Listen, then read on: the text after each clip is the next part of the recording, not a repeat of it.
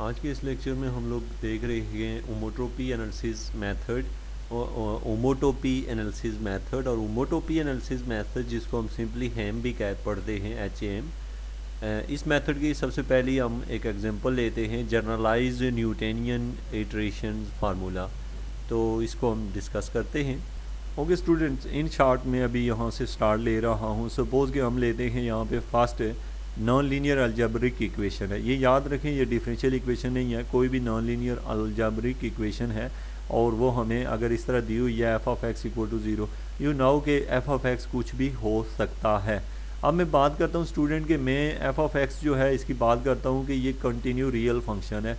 Continuity आप जानते हैं, यानी कि आप ये समझ लें कि ये कहीं पे अनडिफाइन नहीं है, कंटिन्यू है। अब यहाँ पे बात हो रही है जी एक्स की। अब आप थोड़ा सा देख लें जी, एफ कोई फंक्शन है, कोई भी फंक्शन है और फंक्शन डिपेंड कर रहा है एक्स के ऊपर, और एक्स की कोई रेंज है जी ए टू बी, कुछ भी हो सकता है ए टू बी।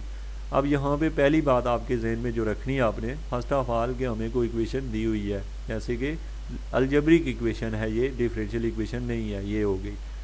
अब मैं यहाँ पे ये कहता हूँ कि एक्स नॉट जो है वो बिलोंग करता है ए बी से। याद रखें कि एक्स बिलोंग करता है ए बी से, तो एक्स मीन के any points belong to this interval, और एक्स नॉट मीन कोई फिक्स पॉइंट इस इंटरवल से। अब मैंने ये जो है ये इनिशियल गैस है, ये क्या है, इनिशियल गैस है एक्स का, क्या है ये, एक्स का इनिशियल गैस है। अब हम ये कहते हैं कि आप देखें F of x minus f of x जो होगा एफ ऑफ एक्स नॉट, आपको पता है एफ ऑफ एक्स कोई भी वैल्यू हो सकती है और एफ ऑफ एक्स नॉट जो है वो कोई फिक्स वैल्यू है। अगर हम इनको माइनस करते हैं तो ये जो रिलेशन होगा वो भी उसी इंटरवल से होगा जिस इंटरवल से एक्स था। तो बेसिक जो एफ ऑफ एक्स है हमें किसी क्लोज इंटरवल में से दिया हुआ था, कोई नॉन लीनियर इक्वेशन है, ये कोई भी हो सकती है, और हमने उस नॉन लीनियर इक्वेशन में एक्स की जगह कोई फिक्स पॉइंट पुट कर लेते हैं, किसी एक पॉइंट के ऊपर उसकी वैल्यू फाइंड कर लेते हैं जो पॉइंट उसी के अंदर मौजूद है। अब इसके बाद ये है स्टूडेंट कि अब आपने कहा कि एफ ऑफ एक्स जो है वो अगर सी से बिलोंग करता है तो एक्स नॉट कोई फिक्स पॉइंट है जो कि ए बी इंटरवल से बिलोंग करता है। अब यहाँ पे आप देखेंगे कि एफ ऑफ एक्स जो है वो किसी फंक्शन से बिलोंग करता है और ये ए बी एक इंटरवल से है।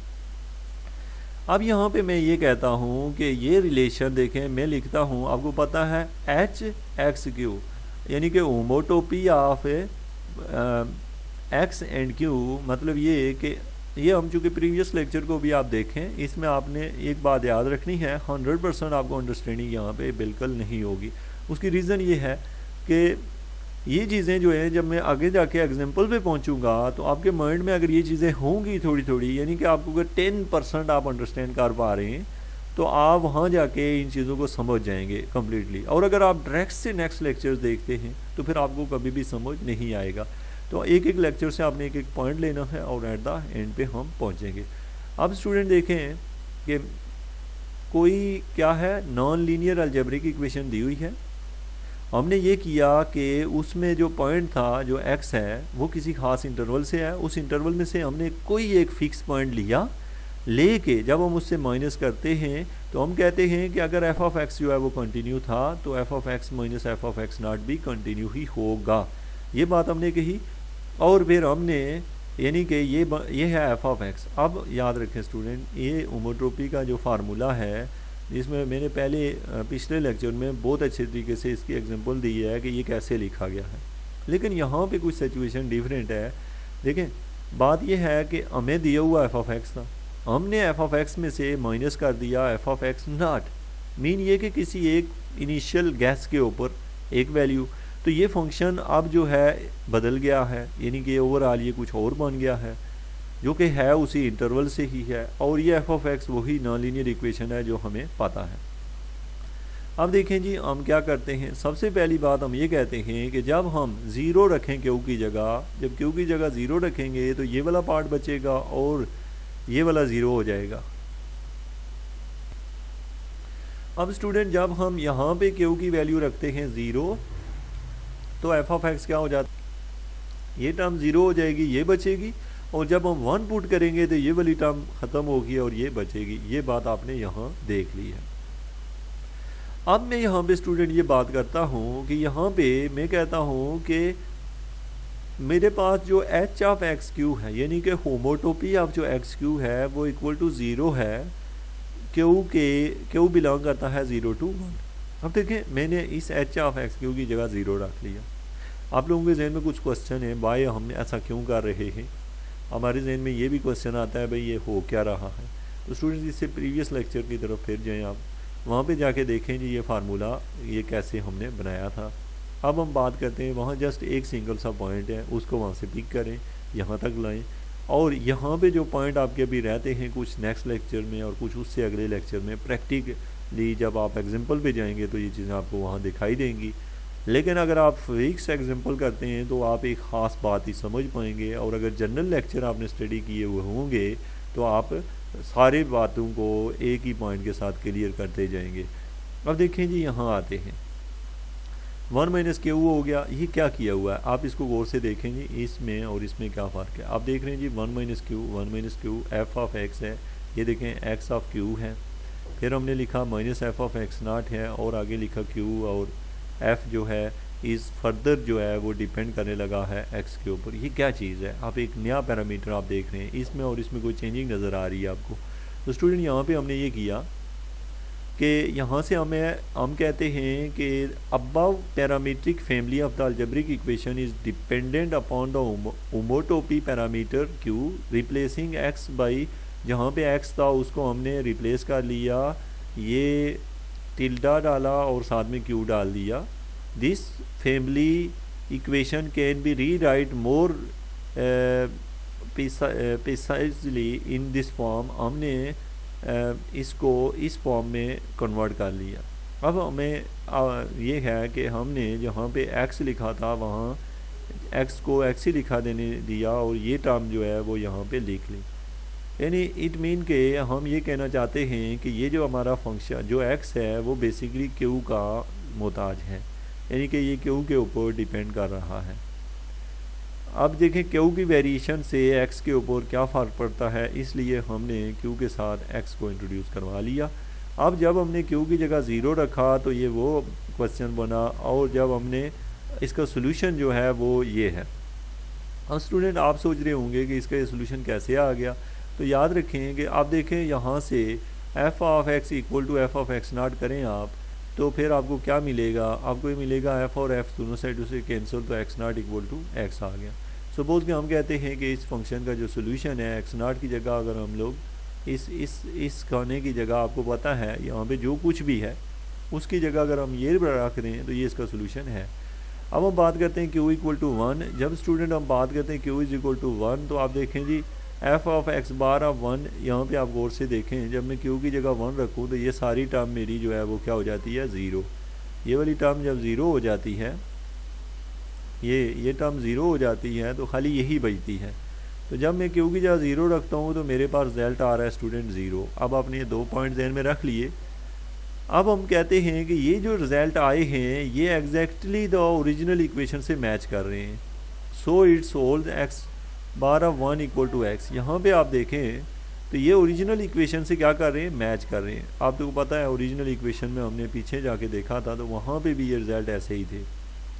अब मैं यहाँ पे स्टूडेंट ये बात करता हूँ कि अब हमारे पास ये हो गया कि जो एक्स कंजुगेट ऑफ ये जो टिल्डा पड़ा हुआ है ऑफ 1 इक्वल टू एक्स, तो ये कैसे होल्ड करती है, same as the original algebraic equation. ये चूँकि ओरिजिनल अलजेब्रिक इक्वेशन मीन हमारे इससे कोई फ़र्क नहीं पड़ा, तो इट मीन कि ये वही।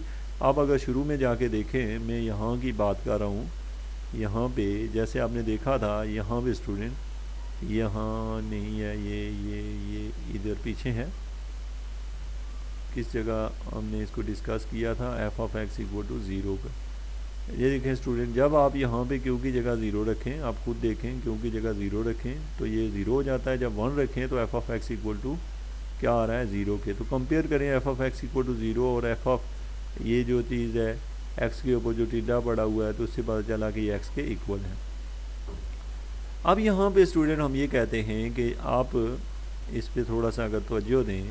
अब स्टूडेंट यहाँ पे आप लोग देखें तो हम लोग ये कहते हैं कि जो एक्स नॉट है वो अप्रॉक्सीमेट मेट कर रहा है एक्स को, यानी कि ये दोनों एक दूसरे के सिमिलर होते जा रहे हैं, ये एक रिलेशन बन रहा है। अब इसको हम लोग स्टूडेंट कहते हैं ज़ीरो आर्डर डिफॉर्मेशन इक्वेशन। ये क्या है जी? Zero order deformation equation. ठीक हो गया। तो ये है जी हमारी ज़ीरो आर्डर डिफॉर्मेशन इक्वेशन। तो 2.10 को हमने क्या कह दिया? Zero order deformation equation. यानी कि ये जो इक्वेशन है आप देख रहे हैं, ये वाली इक्वेशन, ये सारी की सारी जो है इसको हम कहते हैं ज़ीरो आर्डर डिफॉर्मेशन इक्वेशन। अब हम देखें जी स्टूडेंट, आपको पता है मैक्लॉरेन सीरीज़ क्या होती है? मैक्लॉरेन सीरीज़ जो है विद रिस्पेक्ट टू होमोटोपी पैरामीटर ये लिखी गई है। ये देखें जी एक्स जो है वो डिपेंड करता है क्यू पे, और इसको हमने लिख दिया जी ये है एक्स नॉट। ये कहाँ पे लगाई गई है? इसके ऊपर। यहाँ से आप इसको गौर करें तो आपको लगेगा जी यहाँ पे अगर 1 की जगह हमने क्यू यूज़ किया तो एक्स के ऊपर सीरीज़ यूज़ किया है, तो ये बना x naught plus k is equal to 1 to positive infinity x k q k, क्योंकि ये क्यू का फैक्टर है सारा। अब हमने ये है जी हमारे पास Maclaurin series in the form of homotopy parameter q. अब हम क्या कहते हैं स्टूडेंट, इसमें देखें तो अगर हम पुट करें क्यू की जगह ज़ीरो, अगर क्यू की जगह हम लोग ज़ीरो रखें तो ये बन जाएगा एक्स नॉट। क्या बनेगा? X not. तो इज़ इम्प्लाइड एट एक्स के इक्वल टू 1 ओवर के फैक्टोरियल डी के x Q divided by D के। अब हमने क्या किया है यहाँ पे स्टूडेंट, थोड़ा सा इसको हमने जो कि हमने शुरू में देखा था, इसको हमने डिफ्रेंशिएट किया था जब, तो मैं प्रीवियसली आपको ये दिखा देता हूँ किस तरीके। ये देखें स्टूडेंट, पिछले लेक्चर में हमने देखा था कि जब ये जो इक्वेशन दी हुई थी इसको हम लोगों ने जो ये इक्वेशन है इसको फर्स्टली हमने जब डिफ्रेंशिएट किया विद रिस्पेक्ट टू क्यू, तो हमने इसको कुछ स्पेशल नाम दिया था। ये आ रहा था जी x minus f of x, यानी कि फंक्शन उलट गया था जिसके साथ क्यू एक्स था वो पहले आ गया था, दूसरा फंक्शन बाद में। तो यही काम हम यहाँ कर रहे हैं। तो ये है स्टूडेंट, हमने अगर एक्स को हम डिफ्रेंशिएट कर रहे हैं के टाइम, तो ये देखें जी के टाइम इसको डिफ्रेंशिएट करें तो ये आता है 1 ओवर के फैक्टोरियल, यानी कि हमने एक्स को के टाइम डिफ्रेंशिएट किया। यहाँ हो गया जी डी के एक्स और क्यू ओवर डी के दिस वन। इसको हमने कह दिया जी, इसको हमने डी के ऑफ, इसको हमने क्या लिख दिया? डी के of x bar tilde into Q. अब इक्वेशन आपको अभी इसकी अंडरस्टैंडिंग नहीं हुई है, लेकिन बस आप इसको ज़हन में रखें। अब मैं नेक्स्ट पे चलता हूँ। जैसे कि आपका कुछ क्वेश्चन होंगे जी, हमें अंडरस्टैंडिंग नहीं हुई है। होप्स हो कि आप एक चीज़ को याद रखें, जैसे कि आप मैंने इन चीज़ों को खुद से नोट किया। अक्सर ये होता है कि जब हम किसी लेक्चर को देख रहे होते हैं या उसको स्टडी कर रहे होते हैं जो फर्स्ट टाइम, तो होता ये है कि स्टूडेंट ये समझते हैं कि आई डोंट नो कि ये पता नहीं कैसे हुआ, या जो हमें इसका ऐसी क्या रीज़न है। तो बेसिकली कुछ चीज़ें ऐसी होती हैं जो थोड़ा एग्जाम्पल के ऊपर जाके तो समझ आती है, और उसका ये होता है कि जैसे कि इसको प्रीवियसली विदाउट मार्कर या इसके लिए डिफरेंट एग्जांपल से आपको ये चीज़ें आगे जाके मैं चूँकि चैप्टर वाइज जो है, चूँकि ज़्यादातर ये बुक ऐसी है, ग्रेजुएट बुक है, और ये डिपेंड कर रही है नेक्स्ट चैप्टर्स के ऊपर। प्रीवियस जो टॉपिक हैं आगे जाके आपको क्लियर होते जाएंगे। ऑल्सो के स्टूडेंट, हमने यहाँ पे क्या किया जी, इसको के टाइम डिफ्रेंशिएट किया।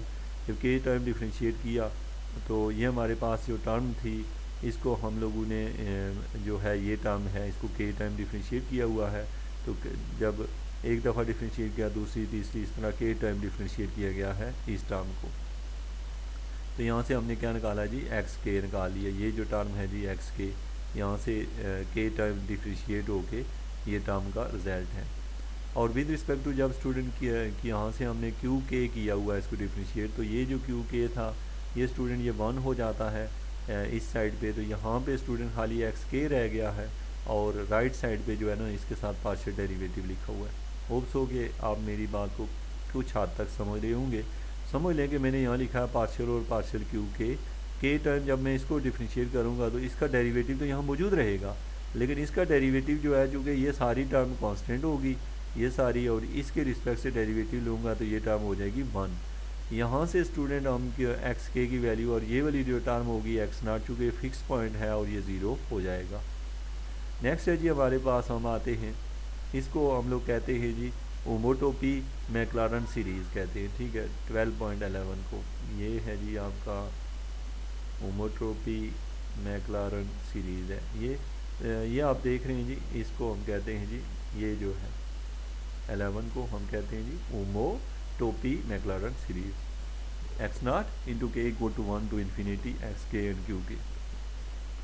अब यहाँ पे स्टूडेंट हम बात ये करते हैं कि आप देखें जी x equal to x naught plus k equal to 1 to infinity x के।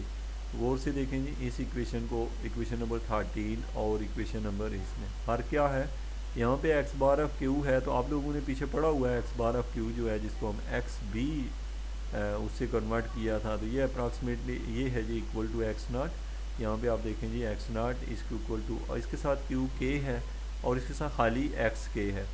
तो एक्स के मीन के आपको पता है यहाँ जब रिप्लेसमेंट लाते हैं इधर से रिप्लेस करते हैं इक्वेशन को, यानी एक्स की जगह आप अगर इनको नोट करें चीज़ों को तो आप इनको ज़्यादा अच्छे से अंडरस्टैंड करेंगे। यहाँ पे आप देख रहे हैं कि हमारे पास क्या था, यहाँ क्यू था, अगर क्यू यहाँ से रिप्लेस किया जाए एक्स से तो डेफिनेटली यहाँ से भी ये ख़त्म हो जाएगा, इसलिए ये ऐसे लिखा गया है। अब हम ये कहते हैं जी कि यहाँ पे आप देखें हम ये कह रहे हैं, देखें ना ये k equal to 1 to infinity है, यानी कि अब हमारी रेंज में तो नहीं है कि सपोज़ ये अगर 100 टर्म्स हैं आ रही हैं, 200 आ रही हैं, 1 लाख आ रही है, तो हम तो लिमिटेड टर्म लेंगे। जब हम लिमिटेड टर्म करेंगे यानी कि हमने अगर 100 की जगह 10 टर्म में लेंगे स्टूडेंट, तो डेफिनेटली वो रिजल्ट जो इक्वलिटी के था वो अप्रॉक्सीमेशन में चला जाएगा। तो हमने लिख लिया जी 2.14 में इसको अप्रॉक्सीमेशन की फॉर्म में लिख लिया।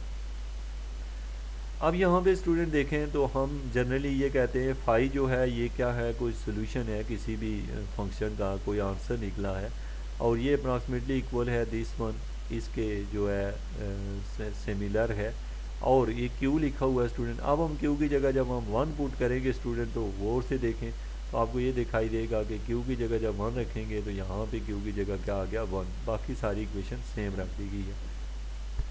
इसको हम लोग कहते हैं nth ऑर्डर डिफॉर्मेशन इक्वेशन कहते हैं, nth ऑर्डर डिफॉर्मेशन इक्वेशन। अच्छा अब हम लिखते हैं जी यहाँ पे नेक्स्ट एक डेफिनेशन है, जैसे कि हम यहाँ कह रहे हैं कि इफ़ द सोल्यूशन जो है ये जो phi t q of the zeroth order deformation equation exist, अगर आप ये याद रखें कि जो सोल्यूशन है आपको नहीं पता सोल्यूशन क्या है, लेकिन जो भी सोल्यूशन है हम कहते हैं कि ये अगर क्या करे, ये ज़ीरो ऑर्डर सोल्यूशन को अगर एग्जिस्ट करे and analytically about Q and this one, Q का आपको पता है ये 0 to 1 होता है, homotopy series solution of the original solution. तो अगर हम कहते हैं कि अगर ज़ीरो ऑर्डर सोल्यूशन एग्जिस्ट करता हो तो एप्सिलॉन 1 जो है इसका जो सोल्यूशन होगा ओरिजिनल वो इस फॉर्म में होगा। ये बात हम ऊपर कह भी आए हैं, देखें जी यहाँ से हम चल रहे हैं ये, तो इसमें हमने क्या किया, अगर ये सोल्यूशन एग्जिस्ट करे तो आप देखें जी हमने यहाँ पे लिखा हुआ है क्यू जो है ये इस फॉर्म में लिखा हुआ है, और यहाँ पे लिखते हैं जी जेड यू जो है जो ओरिजिनल सोल्यूशन है वो इसी सीरीज़ की शेप का होगा, इसकी शेप का। ये जो है ये एग्जैक्ट सोल्यूशन है और ये डिपेंड कर रहा है यू पे, और डेफिनेटली इसकी जगह यू लिखा हुआ है, ये हो गया। अब हम यहाँ पे देखें जी हमने अगर इसको इन्फिनिटी से अगर लिमिटेड वैल्यू पे लाएंगे तो कुछ टर्में हमें ट्रंकेट करनी पड़ेंगी, कुछ टर्म्स छोड़नी पड़ेंगी, तो फिर हमें ये है कि उस वजह से यहाँ पे इक्वलिटी की जगह अप्रॉक्सीमेट आ जाएगा। अब हम कहते हैं जी टेलर सीरीज़ की हेल्प से हम थोड़ा सा आगे बढ़ रहे हैं। टेलर सीरीज़ है according to the fundamental theorem of calculus, और टेलर सीरीज़ से अब हम ये जो इक्वेशन लिखी गई है f prime of this one, आपने देखा है जी ये डेरिवेटिव है और ये d x over d q plus f of x naught equal to 0। ये है जी first deforming the zero order equation 2.10 respect to the homotopy parameter q. आप देखें जी मैं आपको 2.10 जो है ये यहाँ पे इसको दिखा देता हूँ, ये है हमारे पास इक्वेशन है 2.10, ये इक्वेशन है 1 minus Q F x bar of Q minus f of x not Q into F x bar of Q. ये जो है ना आपको पता है इसको हमने कहा था G zero order deformation equation है। इस इक्वेशन को अभी हम डिस्कस कर रहे हैं जी यहाँ पे। अब हम कहते हैं जी f prime of this one into d q into this f of x naught. अभी आप इस पे गौर करें, यहाँ पे ये है हमारे पास वो ज़ीरो ऑर्डर। जब हम इसको विद रिस्पेक्ट टू क्यू अगर डिफ्रेंशिएट करें तो ये वाली टर्म तो यहाँ पे ये वाली टर्म बचेगी, आप देख रहे हैं ये वाली टर्म बचेगी, और 1 जो है ये 0 हो जाएगा और यहाँ पे 2 टर्म बचेंगी। और हमने चूँकि इसको डिफ्रेंशिएट किया होगा विद रिस्पेक्ट टू क्यू, आप देखें जी इसको यहाँ पे ये है विद रिस्पेक्ट टू क्यू, जब हमने इसको डिफ्रेंशिएट किया तो ये टर्म हमारे पास बची है इक्वल टू 0। अब हमारे पास है, जस्ट आप ये समझ लें कि हमने क्या किया है जी, डिफ्रेंशिएट किया है कि विद रिस्पेक्ट टू एक्स। तो यहाँ पे हमारे पास ये जो फंक्शन है 0 ऑर्डर, अगर आप इसको कॉपी पे लिख के देख लें तो ज़्यादा आपको मुनासिब ही लगेगा। तो ये तो अब हमारे पास है, इसको डिफ्रेंशिएट किया विद रिस्पेक्ट टू क्यू तो ये टर्म हो जाएगी 0। ये जो टर्म है स्टूडेंट जो क्यू है ये तो हमारे पास विद रिस्पेक्ट टू क्यू ये 1 हो जाएगा और यहाँ पे प्रोडक्ट रूल अप्लाई होगा स्टूडेंट, ठीक है। ये फास्ट डेरिवेटिव, तो इसका तो डेरिवेटिव स्टूडेंट 0 एग्जिस्ट करेगा। आपने जस्ट इसको डिफ्रेंशिएट किया 2.10 को डिफ्रेंशिएट करने के बाद हमारे पास डेरिवेटिव के बाद जो रिज़ल्ट आया है वो ये लिखा हुआ है। अब हमें पता है ये 0 ऑर्डर सोल्यूशन पे इस पर अप्लाई किया। अब हम क्या करते हैं जी, यहाँ पे अगर हम q इक्वल टू 0 पुट करें तो q इक्वल टू 0 मीन यहाँ पे x नॉट। ये बात याद रखें कि ये टर्म सेम ही होती है, जस्ट इसको थोड़ा सा हमने चेंज करके शेप पीछे लिखा था।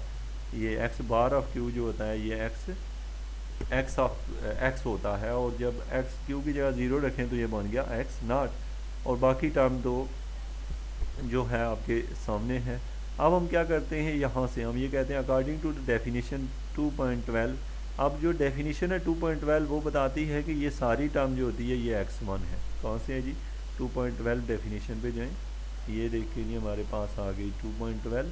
इस डेफिनेशन के मुताबिक हमने ये कहा हुआ है कि जो एक्स के है वो है 1/k फैक्टोरियल डी के ऑफ दिस।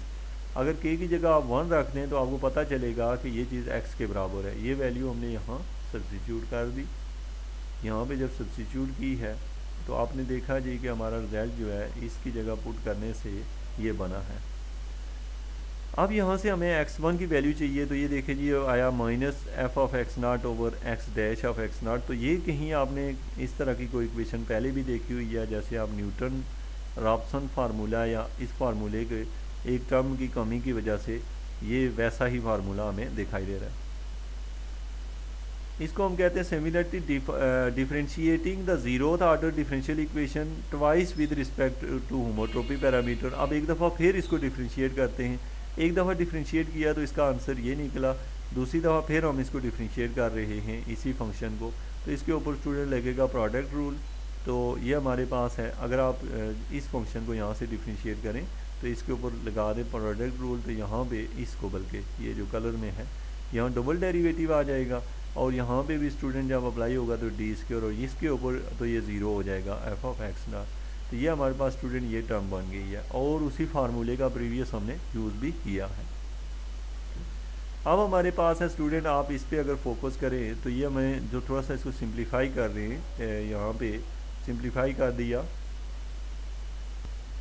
तो इक्वेशन को देखें, थोड़ा सिंप्लीफाई करने के बाद मज़ीद हमने इसकी वैल्यू वगैरह सब्स्टिट्यूट की तो इक्वेशन इस फॉर्म में आ गई। यहाँ से हम x2 कैलकुलेट करना चाहते हैं तो x2 जो है वो इस फॉर्म में आ गया।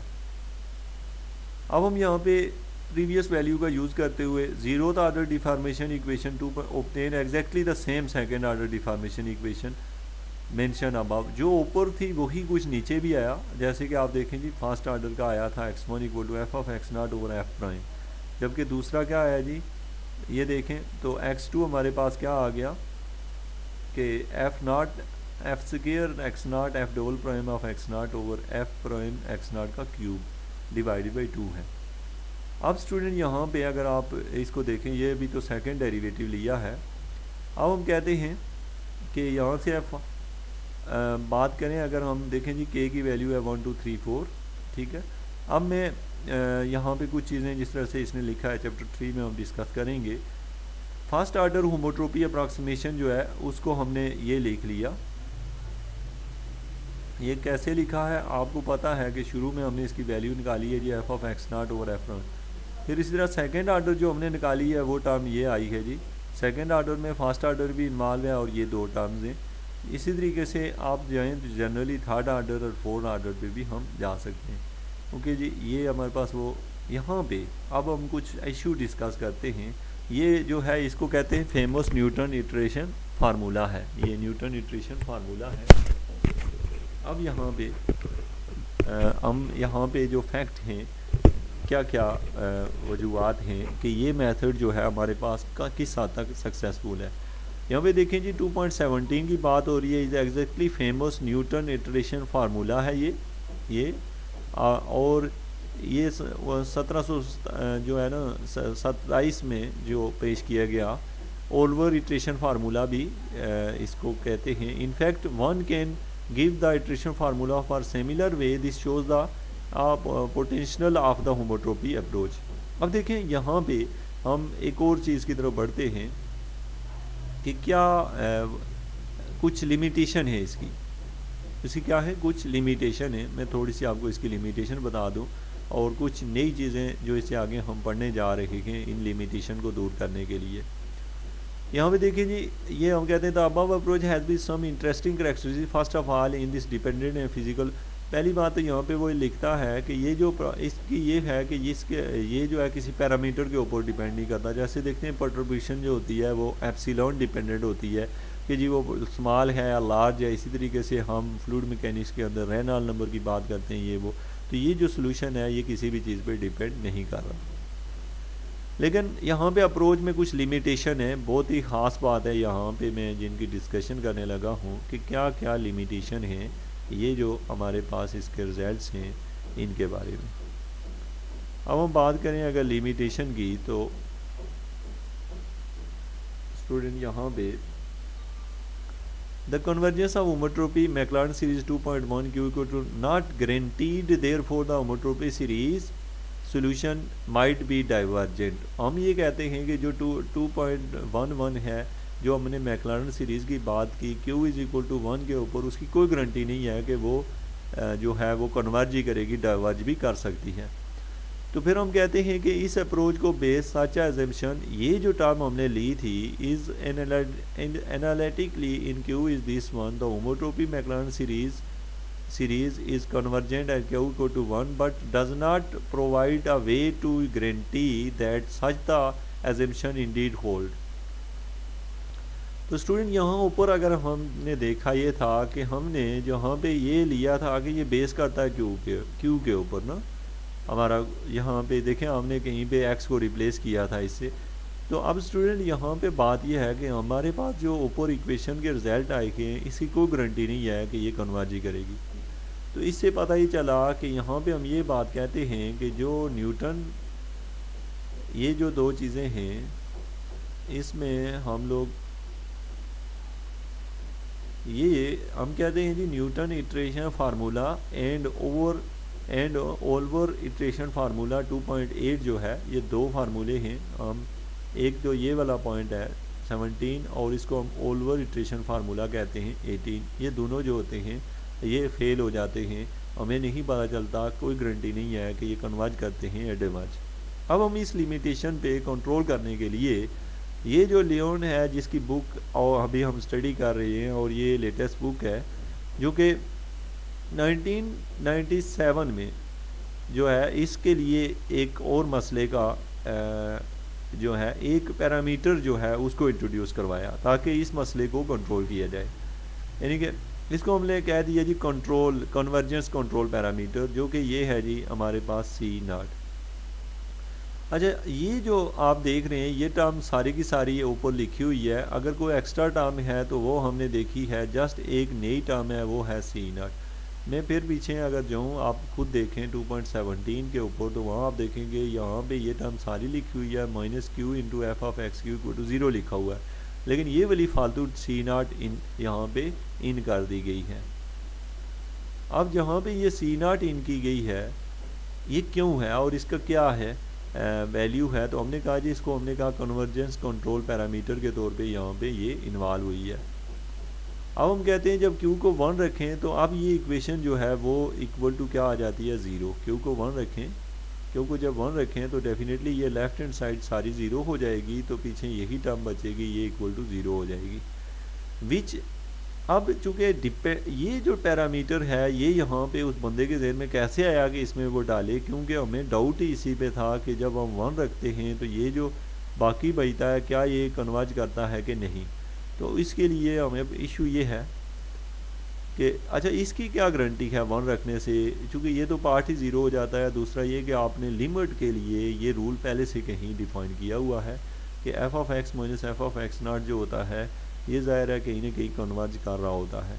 यहाँ पे जो बात है जैसे कि सी नॉट की हम बात करें तो ये टर्म जो है हमने एक्स्ट्रा इंट्रोड्यूस करवाई, इसीलिए करवाई कि जब वो 1 रखें तो ये टर्म ख़त्म हो तो ये वाली जो सिंगल टर्म है ये भी कन्वर्ज करनी चाहिए।